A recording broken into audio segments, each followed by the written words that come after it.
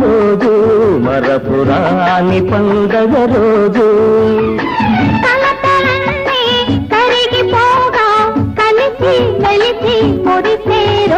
పాప పుట్టిన రోజు మరపురాని పండగ రోజు